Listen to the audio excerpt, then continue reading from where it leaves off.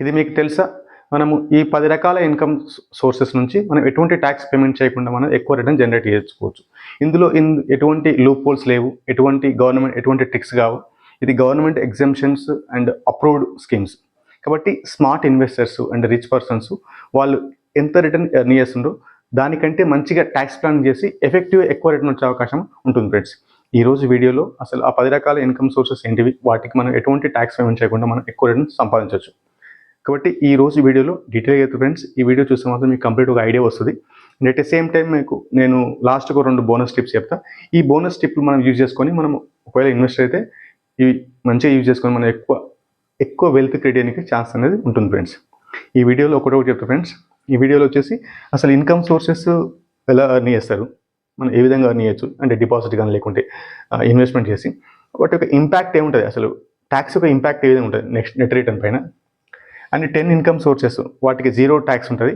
కాబట్టి వాటిని మనం ఏ విధంగా యూజ్ చేసుకోవాలి, మనం ఏ విధంగా వాటి నుంచి లాభం పొందొచ్చు. And bonus tips friends. ఈ బోనస్ టిప్స్ మాత్రం ఇందులో 2 బోనస్ టిప్స్ చెప్తా. ఈ బోనస్ టిప్స్ చూస్తే మాత్రం మీకు కంప్లీట్ ఐడియా వస్తుంది. ఎందుకంటే చాలా వరకు యూట్యూబ్లో అసలు లాంగ్ టర్మ్ ఇన్వెస్ట్మెంట్ చేస్తే మంచిది, అసలు ఒకసారి మనం ఇన్వెస్ట్మెంట్ చేసి దాన్ని వదిలేయాలి, మనకు ఎక్కువ రిటర్న్ వస్తుంది అనుకుంటాం. కానీ as per new income tax guidelines capital gain ప్రకారం కొన్నిసార్లు మనకు అది ఎక్కువ రిటర్న్ ఇవ్వకపోవచ్చు. కాబట్టి వాటికి మనం ఏ విధంగా మనం ఇన్కమ్ ట్యాక్స్ను యూజ్ చేసుకోవాలని చెప్తాం ఫ్రెండ్స్. అండ్ కన్క్లూజన్ ఫ్రెండ్స్, నా ఒపీనియన్. ఓకేనా ఫ్రెండ్స్? నెక్స్ట్ మనం వీడియోకి వెళ్దాం ఫ్రెండ్స్. ఫస్ట్ సపోజ్ మనకు ఇన్కమ్ ట్యాక్స్ మనం ఏ విధంగా ఇంపాక్ట్ చూస్తాం మనకు వచ్చే ఫైనల్ నెట్ రిటర్న్ పైన.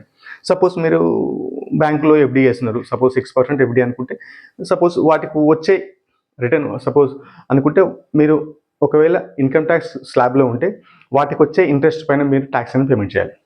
సపోజ్ 6% అనుకుంటే వాటికి ఎవ్రీ ఇయర్ 6 రూపీస్ వస్తుంది మన 100 రూపీస్కు. ఒకవేళ 6% అనుకుంటే మీరు 30% స్లాబ్లో ఉంటే 6 రూపీస్ పైన మనం 30% ఇన్కమ్ ట్యాక్స్ పేమెంట్ చేయాలి. అప్పుడు ఏమవుతుందంటే 1.8 రూపీస్ అనేది మనం పేమెంట్ చేయాలి ఎవ్రీ ఇయర్. కాబట్టి నెట్ పే మనకి ఎంత వస్తుందంటే 6 - 1.8 అంటే 4.2 రూపీసే వస్తుంది. కాబట్టి మనకి నెట్ ఎఫెక్ట్ ఎంత వస్తుందంటే 4.2% వచ్చింది. సపోజ్ ఒకవేళ అది మనకు ఇదే సేమ్ అమౌంట్ 6% ఎటువంటి ట్యాక్స్ లేదు, ట్యాక్స్ ఫ్రీ రిటర్న్ వచ్చింది అనుకో, మనకు ఆల్మోస్ట్ లైక్ 1.8 రూపీస్ అనేది మనకు సేవ్ అయింది. కాబట్టి 1.8% ప్లస్ 6% మనకి ఎంత వస్తుందంటే 7.8% అనేది పర్ యానం వస్తుంది. కాబట్టి మనకు ట్యాక్స్ అనేది చాలా ఇంపాక్ట్ చూస్తుంది. సపోజ్ అదే మనకు 7.7% వితౌట్ ఎనీ ఇంట్రెస్ట్ అంటే మనకు 7 రూపీస్, వాటిపైన వచ్చే ట్యాక్స్ అంటే 30% అంటే 2.1 రూపీస్. కాబట్టి 7 + 2.1 9%, 9.1 రూపీస్ వస్తుంది.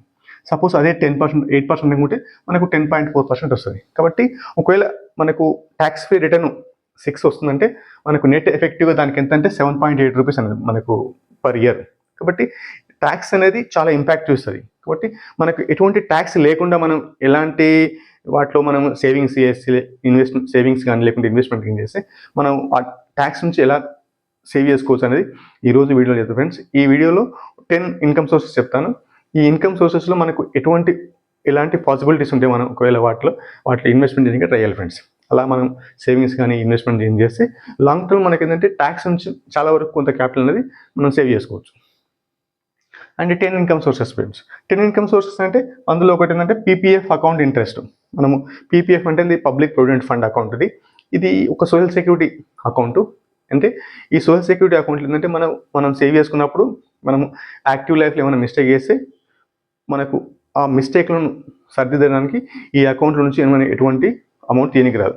కాబట్టి ఇది government approved and government backed scheme. కాబట్టి వీటిపైన వచ్చే ఇంట్రెస్ట్ అనేది ఎటువంటి ట్యాక్స్ అనేది ఉండదు.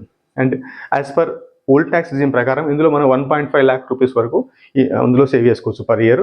అలా 15 years మనం దాన్ని అందులో ఇన్వెస్ట్మెంట్ చేసుకోవాలి. అలా 15 years లాక్ ఇన్ తర్వాత మనకు ఫైనల్గా వచ్చే కార్పస్ అమౌంట్ కూడా మనకు ట్యాక్స్ ఫ్రీ. కాబట్టి ఇది ట్రిపుల్ అకౌంట్. ట్రిపుల్ అంటే ప్రిన్సిపల్ ఎగ్జామ్ట్ అవుతుంది, ఇన్కమ్ ట్యాక్స్ నుంచి ఇంట్రెస్ట్ కూడా ఎగ్జామ్ట్ అవుతుంది, ఫైనల్గా వచ్చే లంసమ్ కూడా ఎగ్జామ్ట్ అవుతుంది. కాబట్టి ఇది triple account friends. And next friends అంటే మనకు ఎంప్లాయీ ప్రొవిడెంట్ ఫండ్ విత్డ్రావల్. మనం ఒకవేళ మనం జాబ్ చేస్తున్నప్పుడు మనకు ఎవ్రీ మంత్ శాలరీ వస్తుంది కదా, ఆ శాలరీతో పాటు మనకు 12% మన కంట్రిబ్యూషన్ మనకు అందులో ఈపీఎఫ్ విత్డ్రావల్ ఈపీఎఫ్లోకి వెళ్తుంది యాజ్ పర్ గవర్నమెంట్ నామ్స్ ప్రకారం. అండ్ ఎంప్లాయర్ కంట్రిబ్యూషన్ కూడా 12% అనేది మనకు అందులో వెళ్తుంది. కాబట్టి మొత్తం మనకి ఏంటంటే 24% అనేది మనకు ఈపీఎఫ్ఓలోకి అంటే ఎంప్లాయీ ప్రొవిడెంట్ ఫండ్ ఆర్గనైజేషన్కు మనం డిపాజిట్ చేస్తాం. ఇలా చేసినప్పుడు మనకు కొంతకాలం తర్వాత మనకు ఒక 5 years తర్వాత మనకు విత్డ్రావల్ ఫెసిలిటీ ఉంటుంది. ఆ విత్డ్రావల్ ఫెసిలిటీ మనకి ఏంటంటే ఏదైనా అవసరం ఉంటే మనం తీసుకోవచ్చు. ఆ తీసుకునే విత్డ్రావల్ పైన కూడా ఎటువంటి ట్యాక్స్ అనేది ఉండదు friends. And at the same time మనకు ఈపీఎఫ్లో వచ్చే ఇంట్రెస్ట్ పైన కూడా మనకి ఎటువంటి ట్యాక్స్ అనేది ఉండదు ఫ్రెండ్స్. కాబట్టి ఈపీఎఫ్ అనేది కూడా మంచి zero tax saving scheme. And Sukanya Samriddhi Yojana అంటే మనకు 2014లో గవర్నమెంట్ ఇచ్చిన స్కీమ్ ఇది గర్ల్ చైల్డ్ కోసము. కాబట్టి ఇందులో కూడా మనం 1.5 lakh రూపీస్ వరకు మనం ప్రతి సంవత్సరం అందులో డిపాజిట్ చేసుకోవచ్చు. ఇందులో డిపాజిట్ చేసినప్పుడు వీటిపైన వచ్చే ఇంట్రెస్ట్ కూడా మనకు ట్యాక్స్ ఏమి ఉండదు. అండ్ ఇది ఏంటంటే అమ్మాయి భవిష్యత్ అవసరాల కోసం, అంటే చదువు కోసం కానీ లేకుంటే మ్యారేజ్ కోసం కానీ మనం సేవింగ్ చేసుకోవచ్చు. మనకు అవసరం వచ్చినప్పుడు మనం తీసుకోవచ్చు ఫ్రెండ్స్. కాబట్టి ఇందులో నుంచి తీసిన అమౌంట్ కూడా లేకుంటే ఇందులో వచ్చిన ఇంట్రెస్ట్ కూడా ఎటువంటి ట్యాక్స్ అనేది ఉండదు ఫ్రెండ్స్. కాబట్టి అసలు పీపీఎఫ్ అకౌంట్, సుకన్య సమృద్ధి అకౌంట్లు 2 అకౌంట్ల గురించి నేను ఒక డీటెయిల్గా వీడియో చేశాను. ఆ వీడియో యొక్క లింక్ను డిస్క్రిప్షన్లో పిన్ చేస్తాను, మీరు చూడండి ఫ్రెండ్స్. అండ్ నెక్స్ట్ ఫ్రెండ్స్ అంటే మనకు ట్యాక్స్ ఫ్రీ బాండ్స్ అంటే సపోజ్ మనకు ఇది గవర్నమెంట్ అప్రూవ్డ్ స్కీమ్స్ ఉంటాయి. ఇందులో ఏదైనా సరే మన ఒక సోషల్ కాజ్ కోసం కానీ వాళ్ళు బాండ్స్ ఇష్యూ చేస్తారు. సపోజ్ ఎన్హెచ్ఏఐ అంటే national highway authority of India, NHAI కానీ లేకుంటే పిఈసి కానీ లేకుంటే ఆర్ఈసి కానీ ఇవేంటంటే ఒక పర్పస్ కోసం తెచ్చిన బాండ్స్ వీటికి మనకు 7.5 నుంచి 8.5% వరకు ఉంటుంది పర్ ఇయర్. అండ్ వీటికి ఏంటంటే రెగ్యులర్ ఇంటర్వెల్లో వాళ్ళు ఇంట్రెస్ట్ అనేది పేమెంట్ చేస్తారు. ఆ ఇంట్రెస్ట్ పైన ఎటువంటి ట్యాక్స్ అనేది ఉండదు. అండ్ వీటికి లాక్-ఇన్ పీరియడ్ ఉంటుంది. అట్లీస్ట్ ఒక 5 years నుంచి మ్యాక్సిమం 20 years వరకు ఉంటుంది. అండ్ కొన్నిసార్లు ఈ బాండ్స్ మనం సెకండరీ మార్కెట్ అంటే స్టాక్ మార్కెట్లో కూడా ట్రేడ్ అవుతుంటాయి. అలాంటప్పుడు మనకు ట్రేడ్ అయినప్పుడు మనం అమ్ముకుంటాం కదా, అలాంటి అమ్ముకున్నప్పుడు వచ్చిన ప్రాఫిట్ పైన మాత్రం మనం ట్యాక్స్ అనేది పేమెంట్ చేయాలి. అది మనం యాజ్ పర్ మన ఇన్కమ్ ట్యాక్స్ రూల్స్ ప్రకారం మనకు అదర్ ఇన్కమ్ లా కౌంట్ అయ్యేది కాబట్టి మనం వాటికి ట్యాక్స్ అనేది పేమెంట్ చేయాలి ఫ్రెండ్స్. అండ్ నెక్స్ట్ ఏం ఫ్రెండ్స్ అంటే అగ్రికల్చర్ ఇన్కమ్ అంటే ఇప్పుడు చాలామంది అగ్రికల్చర్ చేసినప్పుడు ఒకవేళ వాళ్ళకు వచ్చే ఇన్కమ్ మోర్ దెన్ 5,000 ఉందనుకో, అప్పుడు 5,000 వరకు ఏమో ఇన్కమ్ ట్యాక్స్ లేదు, 5,000 కంటే ఎక్కువ ఉంటే మాత్రం ఇన్కమ్ ట్యాక్స్ అనేది ఉంటుంది ఫ్రెండ్స్. ఇక్కడ ఏంటంటే మన చాలామంది రైతులకు మనకు అంత ఇన్కమ్ ట్యాక్స్లోకి వచ్చేంత అమౌంట్ ఉండదు. ఎందుకంటే as per new tax regime ప్రకారం మనకు 12 lakhs వరకు ఎటువంటి ఇన్కమ్ ట్యాక్స్ లేదు. కాబట్టి 12 lakhs కంటే ఎక్కువ వస్తే వాళ్ళు ఇన్కమ్ ట్యాక్స్ని పేమెంట్ చేయాలి. కాబట్టి అగ్రికల్చర్ ఇన్కమ్ కూడా ఒక రకంగా జీరో ట్యాక్స్ అనేది. ఇంతవరకు మేము వీడియో చూసినట్టయితే లైక్ చేయండి ఫ్రెండ్స్. నేను చెప్పే కాన్సెప్ట్ ఎలా ఉందో మీరు కామెంట్ రూపంలో చెప్పండి, ఓకేనా ఫ్రెండ్స్. అండ్ నెక్స్ట్ వీడియోకి వెళ్దాం ఫ్రెండ్స్. నెక్స్ట్ ఏంటంటే గ్రాట్యుటీ ఫండ్.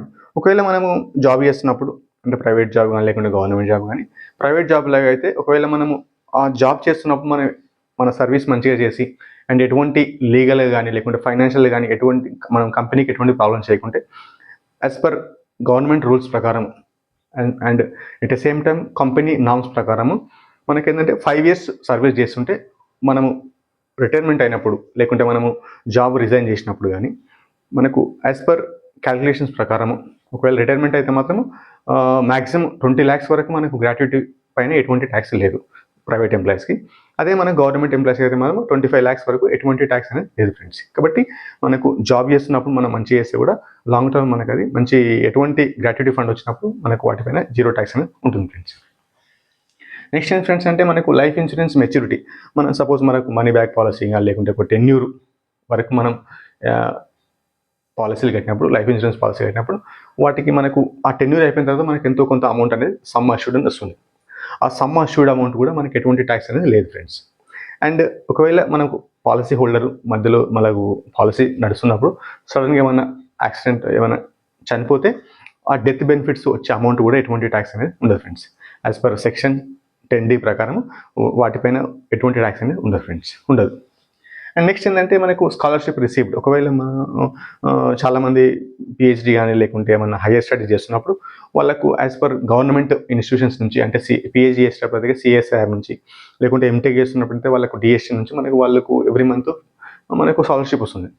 అలాంటి స్కాలర్షిప్ అమౌంట్ ఎంత వచ్చినా వాటిపైన ఎటువంటి ట్యాక్స్ అనేది ఉండదు. కాబట్టి ఒకవేళ మీరు ఎవరైనా స్టూడెంట్స్ కానీ లేకుంటే వాళ్ళు పిహెచ్డి కానీ లేకుంటే పోస్ట్ డాక్ కానీ చేసినప్పుడు వాళ్ళకు ఒకవేళ మంచి అమౌంట్ అనేది వచ్చింది అనుకో వాటికి ఎటువంటి ట్యాక్స్ అనేది ఉండదు ఫ్రెండ్స్.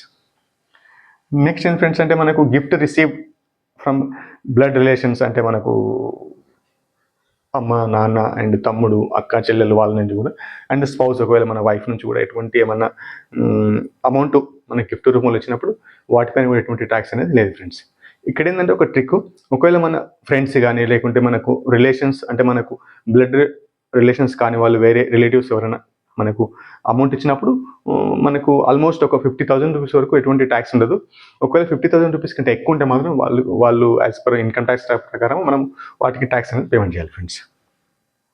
అండ్ నెక్స్ట్ ఏం ఫ్రెండ్స్ అంటే మనకు అసెట్ రిసీవ్డ్ త్రూ విల్.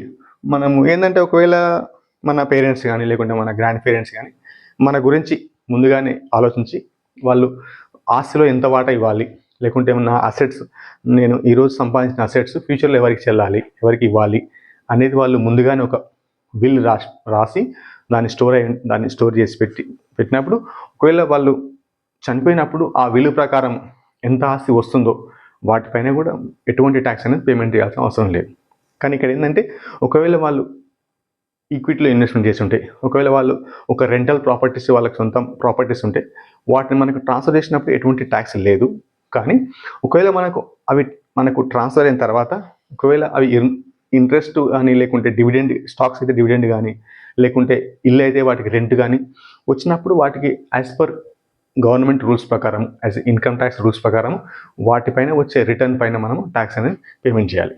ఓకేనా ఫ్రెండ్స్? అండ్ నెక్స్ట్ ఏం ఫ్రెండ్స్ అంటే మనకు ఇంతవరకు 10 అసెట్స్ అనేవి కంప్లీట్ అయిపోయినాయి. కాబట్టి మనకు ఈ 10 అసెట్స్ నుంచి మనకు ఏదైతే పాసిబిలిటీ ఉందో వాటిని మనం సేవ్ చేయడానికి ట్రై చేస్తే మంచిది ఫ్రెండ్స్. నేను ఏంటంటే ఇందులో 2 చేస్తా ఫ్రెండ్స్. ఒకటి ఏంటంటే పీపీఎఫ్ అంటే పబ్లిక్ ప్రొవిడెంట్ ఫండ్ అకౌంట్. ఇందులో మనం ఎవ్రీ ఇయర్ 1.5 లాక్ అనేది డిపాజిట్ చేసుకోవచ్చు. కాబట్టి నేను ఫస్ట్ ఈక్విటీ ఇన్వెస్ట్మెంట్ ముందే నేను ఫస్ట్ 1.5 లాక్ మనకు పీపీఎఫ్ అకౌంట్లో డిపాజిట్ చేస్తాను. అండ్ నాకు పాప ఉంది ఫ్రెండ్స్, కాబట్టి నేను ఏంటంటే పాప అకౌంట్లో కూడా 1.5 లాక్ అనేది డిపాజిట్ చేస్తాను. కాబట్టి మీరు కూడా పీపీఎఫ్ అకౌంట్ ఒకవేళ మీ కుటుంబంలో పాప ఉంటే మాత్రం వాళ్ళ భవిష్యత్ అవసరాల కోసం సుకన్య సమృద్ధి కూడా ఓపెన్ చేసుకోండి. అందులో ఓపెన్ చేసినప్పుడు మనకు ఎవ్రీ ఇయర్ మనం 1.5 లాక్ వరకు మాక్సిమం అందులో డిపాజిట్ చేసుకోవచ్చు. దానివల్ల మనకి ఏంటంటే పీపీఎఫ్ అకౌంట్లో 7.1% ఇప్పుడు ఉంది. వాటికి మనకు ట్యాక్స్ ఎఫెక్టివ్ తీసుకుంటే మాత్రం మనకు 9% వరకు వస్తుంది. అదే మనం సుకన్య సమృద్ధి అకౌంట్ అయితే 8.2% ఉంది. కాబట్టి మనకు ఎఫెక్టివ్ చూసుకుంటే అది 10+ ఉంటుంది, 10% కంటే ఎక్కువ ఉంటుంది. కాబట్టి ఈ 2 అకౌంట్లు అనేది మనం ఎవరైనా చేసుకోవచ్చు.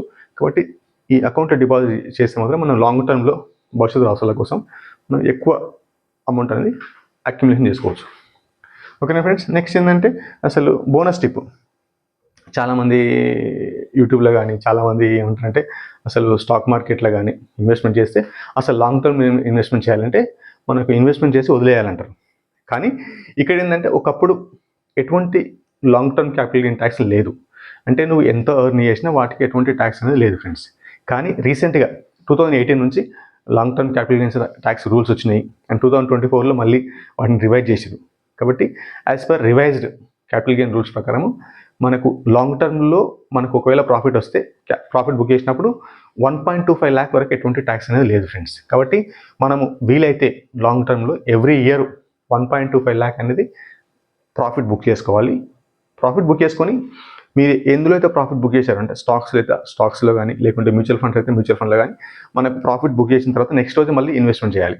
అలా ఇన్వెస్ట్మెంట్ చేసిందంటే మనకు లాంగ్ టర్మ్లో మనకు ట్యాక్స్ను క్యాలిక్యులేషన్స్ పర్ఫెక్ట్ అన్నట్టు, at the same time long టర్మ్లో మనకు ఆ స్టాక్ కానీ ఆ మ్యూచువల్ ఫండ్ కానీ పెరిగితే మనకు మళ్ళీ కాంపౌండ్ ఎఫెక్ట్ వచ్చి మనకు లాంగ్ టర్మ్లో ఎక్కువ వెల్త్ అనేది క్రియేట్ చేయడానికి ఛాన్స్ ఉంటుంది ఫ్రెండ్స్. ఓకేనా ఫ్రెండ్స్? అండ్ ఫైనల్ నా వ్యూ ఏంటంటే ఫ్రెండ్స్ అంటే మనకు ట్యాక్స్ సేవింగ్ గురించి తెలుసుకుంటే మనకు ఒక స్మార్ట్ ఇన్వెస్టర్ లాగా ఒక స్మార్ట్గా మనం ట్యాక్స్ ప్లాన్ చేసుకొని మనము లాంగ్ టర్మ్లో ఎటువంటి టెన్షన్ లేకుండా 10% వరకు మనము ఈజీగా ఇంట్రెస్ట్ అనేది ఎర్న్ చేయొచ్చు. ఎందుకంటే రిచ్ పర్సన్స్ చాలా వరకు ఇలాంటి ట్యాక్స్ ప్లాన్ చేస్తారు కాబట్టి వాళ్ళు లాంగ్ టర్మ్లో ఫైనాన్షియల్గా స్ట్రాంగ్ ఉంటారు ఫ్రెండ్స్. అండ్ నెక్స్ట్ ఏం ఫ్రెండ్స్ అంటే మనకు ఇంకోటి చెప్పలేదు, హెచ్యుఎఫ్ అంటే సపోజ్ మనం రిచ్ అనుకున్నాం అనుకో, సపోజ్ మనకు చాలా ఆస్తులు ఉన్నాయి కాబట్టి మనకు రెంటల్ ఇన్కమ్ వస్తుంది, లేకుంటే ప్రాఫిట్ వస్తుంది, మనకు రెంటు చాలా వస్తుంది. కాబట్టి ఒకవేళ మీకు ఆ ఆస్తి మీ పైన ఉంటే మీ పైన కాకుండా హెచ్యుఎఫ్ అంటే మన కుటుంబం తరఫున ఒక హెచ్యుఎఫ్ అకౌంట్ ఓపెన్ చేయాలి. అంటే ఇది ఒక డీడ్. ఈ డీడ్ ఏంటంటే మన కుటుంబంలోనే ఒక వేరే పర్సన్ లాగా బిహేవ్ చేసి ఆ వేరే పర్సన్ కూడా as per income tax rules ప్రకారం మనకు అతనికి వర్తిస్తాయి. కాబట్టి హెచ్యుఎఫ్లో మనం ఆ వచ్చే ఇన్కమ్ సోర్సెస్ రిజిస్ట్రేషన్ అనేది హెచ్యుఎఫ్ నేమ్ పైన చేయాలి. ఆ హెచ్యుఎఫ్ పైన నేమ్ పైన చేసినప్పుడు వచ్చే ఇన్కమ్ మొత్తం అతని కంప్యూటర్ది కాబట్టి అందులో మనకు 12 lakhs వరకు ఎటువంటి ఇన్కమ్ ట్యాక్స్ లేదు. ఓకేనా ఫ్రెండ్స్? కాబట్టి బోనస్ టిప్ ఏంటంటే HUF and every year long term capital gain tax అనేది బుక్ చేయాలి ఫ్రెండ్స్. అండ్ ఫైనల్ నా వ్యూ ఏంటి ఫ్రెండ్స్ అంటే మనము 10 ఇన్కమ్ సోర్సెస్లో ఎక్కడైతే మీకు పాసిబిలిటీ ఉందో అలాంటి వాటిలో ఇన్వెస్ట్మెంట్ చేసి సేవింగ్ చేసి మీరు లాంగ్ టర్మ్లో ఎక్కువ రిటర్న్ సంపాదించవచ్చు ఫ్రెండ్స్. ఓకేనా ఫ్రెండ్స్? అండ్ ఇంతవరకు మీ వీడియో చూసినట్టయితే and thank you friends. And నేను ప్రతి వారం ఫైనాన్షియల్ అవేర్నెస్ గురించి ఒక వీడియో రిలీజ్ చేస్తుంటాను. కాబట్టి ఫైనాన్షియల్ అప్డేట్ కోసం మాత్రం నా ఛానల్ సబ్స్క్రైబ్ చేసుకోండి. దానివల్ల మీరు ఏంటంటే ఫైనాన్షియల్గా అవేర్ అయ్యి మీరు ఎటువంటి ఫైనాన్షియల్ ట్రాప్లో పడకుండా చాలా స్మార్ట్గా ఉండి లాంగ్ టర్మ్లో ఎక్కువ వెళ్తాయని గైడ్ చేస్తారు ఫ్రెండ్స్. ఓకేనా friends? And thank you very much for your time.